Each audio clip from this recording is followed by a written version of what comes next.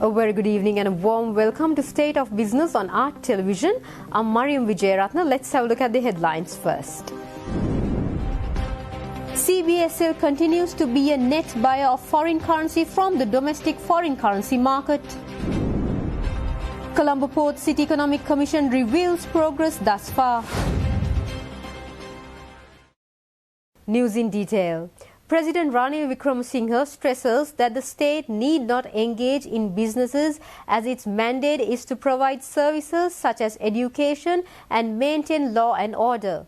At a meeting held with the editors of print and electronic media at the Presidential Secretariat last evening, the President, defending the plans to divest government-held shares of 7 state-owned enterprises, said that Sri Lanka must no longer hold on to corporations and enterprises owned by the government.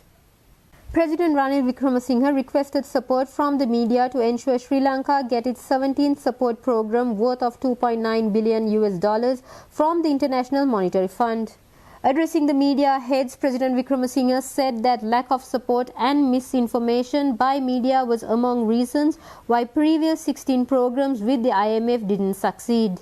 Acknowledging that all government and media made mistakes, Wickremesinghe said that at least now agree with the latest IMF program and extend support.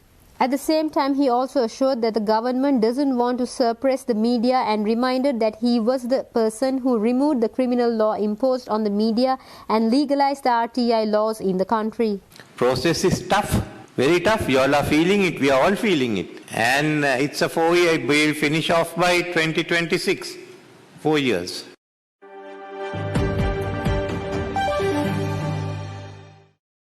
Central Bank Governor Dr. Nandalal Veerasinghe says that the first step in debt restructuring process is the assurance given by the bilateral countries and the International Monetary Fund, which has set targets for debt sustainability. Governor Veerasinghe also noted that the next step is to negotiate according to that guarantee and request that Sri Lanka cannot pay the debt at the rate of $6 billion per year at this moment, but to make available a long-term payment plan with a relief period. We have already engaged in good faith with commercial creditors, external commercial creditors. The next step is to continue that process and come to an agreement with them, and then based on the negotiations, then we will look at how we can bring down the debt to GDP ratio, bring those targets on the basis of discussions and negotiations. But it's too early to talk about it. I think the only thing I can assure, I have been telling even earlier, any kind of the debt restructuring, even the external creditors as well as from our side, we are confident we can maintain the financial system stability. So that is the paramount objective from our side, that we will ensure financial system is stable under any kind of debt restructuring, external or any treatment. We'll make sure that that is there. So that's all. It's too early. I mean, we are not get there for us to share anything. Commercial creditors are willing to negotiate in good faith. That's what they have indicated. That's a positive sign. So this is a process. Once we get the financing assurance from official creditors, next process is to engage with them and start negotiating that part. So this is where we are. This is the point that we are starting the actual negotiations. I think no one knows what will be the final outcome. What we all know, these are the debt targets to restore the sustainability. Having these targets in our mind, we go into a negotiation or discussion in good faith, hoping that they will give us some relief. We also show our contribution. On that basis, it's a negotiated settlement.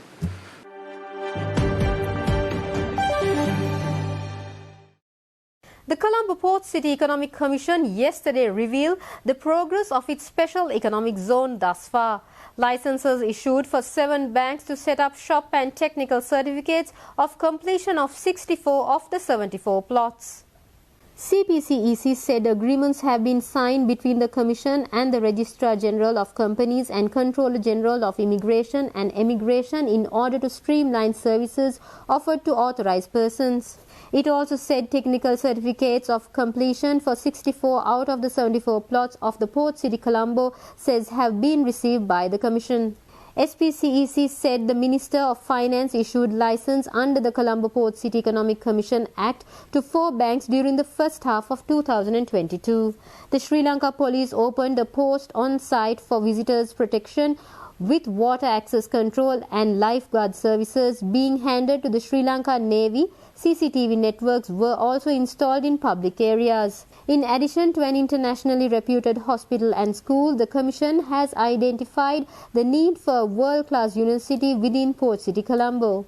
With the retail mall infrastructure complete, the CPCEC said commencement of the interior work has begun. The mall will showcase premium merchandise with an array of cuisine options and entertainment and is set to commence operations by Q2 of 2023. Immigration and visa arrangements. In collaboration with the Department of Immigration and Emigration, the Commission has introduced 3 new visa categories for Port City Colombo. These 3 visa categories are the investor visa for 10 years, the employment visa up to 5 years, and the resident visa for 5 years. The visa fee is USD 200 per year for each applicant.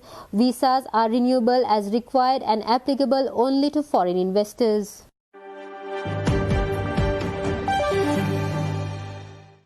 Stay tuned, we'll be right back after this short commercial break.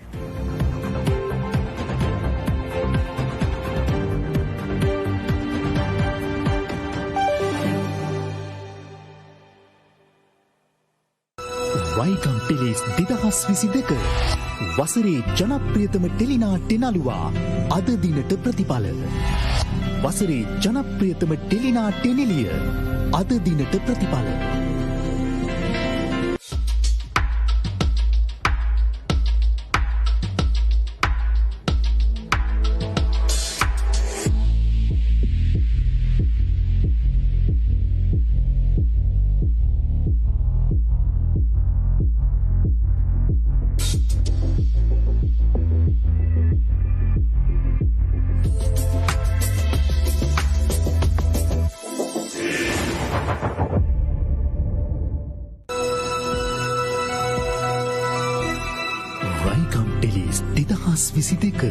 ජාතියේ tele සම්මාන මාර්තු 25 සෙනසුරාදා සවස 5ට ශැන්ග්‍රිලා hotel පරිශ්‍රයේදී.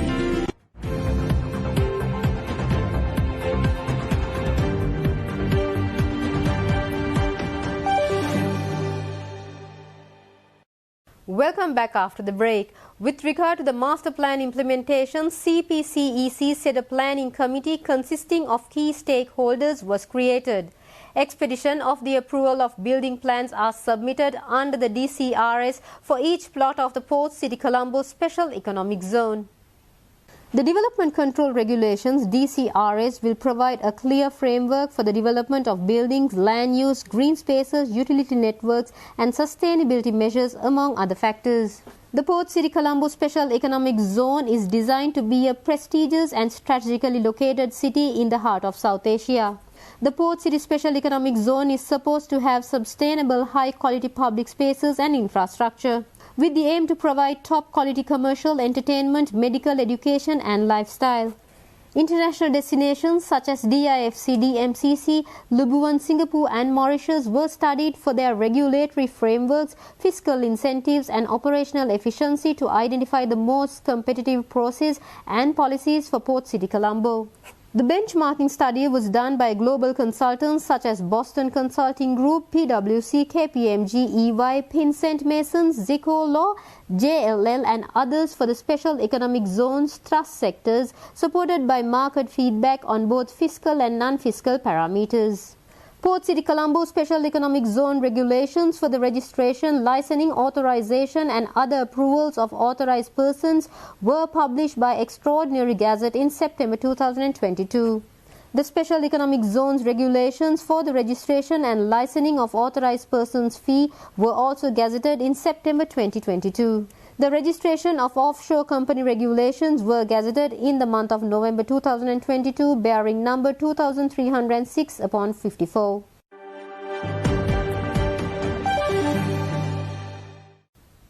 Sri Lanka's High Commissioner Milinda Morogoda met India's Finance Minister Nirmala Sitharaman, during which he discussed steps to attract Indian investment to Sri Lanka. Sri Lanka will soon settle cross-border trade with India in Indian rupees. Morogoda and Sitharaman talked about the way forward in bilateral economic cooperation. The island nation feels trading in INR will also help increase the inflow of Indian tourists, was the sentiment. Morogoda proposed enhancing bilateral trade, particularly through settlement in Indian rupees and increasing the flow of Indian tourists to Sri Lanka, the Sri Lankan High Commission said in a statement. The Finance Minister and the High Commissioner agreed that these measures would help in recovery of Sri Lanka's economy. The meeting comes following the USD 3 billion International Monetary Fund's IMF approval of a bailout package for Sri Lanka. Morogoda thanked Prime Minister Narendra Modi-led Indian government for its role in the realization of IMF's extended fund facility arrangement for Sri Lanka. The EEF arrangement that has been approved will enable Sri Lanka to access financing of up to $7 billion from IMF, international financial institutions and multilateral organizations. The meeting between Morogoda and Sitharaman on Tuesday was the latest in a series since November 2021. Last year, India provided aid worth nearly $4 billion, including lines of credit to help its neighbor Sri Lanka purchase food, fuel, medicines, and deferred payment of loans.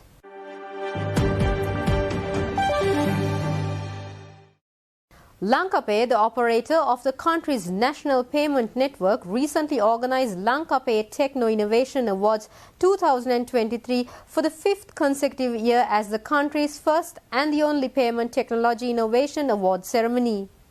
Here are more information over the award ceremony and few other events in brief. Lanka Pay has organized the event, the objective of recognizing the trailblazers of the country's payment technology innovations who steadfast to cause providing excellence and convenience by promoting digital payments. The event was witnessed by over 400 guests from banks, non-banking financial institutions, fintechs, policymakers and top government officials.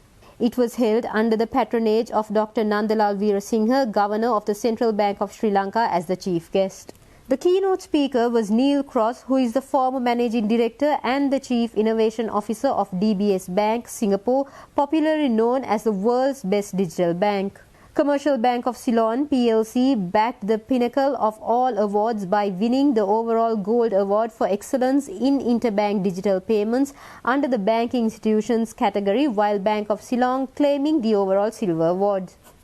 Sampath Bank PLC was adjured the overall Bronze Award winner, while People's Bank bagged the overall Merit Award. Under the non-bank financial institutions category, LOC Finance PLC was crowned as the overall Gold for Excellence in Interbank Digital Payments for the fourth consecutive year, while Dialogue Finance PLC making its way to become the overall Silver Award winner for the first time. A Rebel Legacy, The Poison Arrow, a book by school student, was launched recently at the Barefoot Garden Cafe in Colombo. Young Anjali Salgado is a student at Ladies College Colombo and is studying for her ordinary level examinations. The 450-page novel has been edited by Jeremy Muller and published by Jam Fruit Tree Publications, and young Anjali has been assisted with illustrations in the book by Farah Fazli, who is an English teacher by profession. Anjali said that she authored the book during the lockdown period, which the schools had been closed and transportation had been stalled.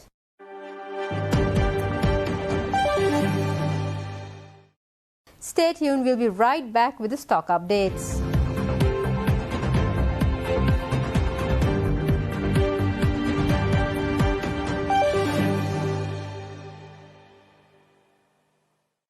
වයිකම් Tellies 2022 වසරේ ජනප්‍රියතම ටෙලිනාට්‍ය නළුවා අද දිනට ප්‍රතිඵල.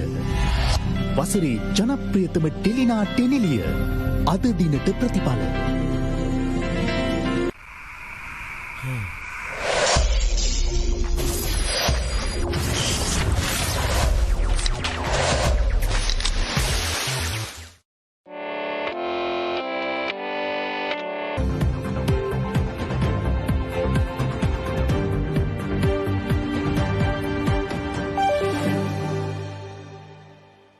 Trading at Colombo Stock Exchange ended on a positive note today. The all-share price index gained 23.37 points to close at 9,419.35, and the S&P SL 20 gained 2.58 points to close at 2,725.52. The turnover was 1.9 billion rupees and over 54.5 million shares were traded. Up next are forex rates.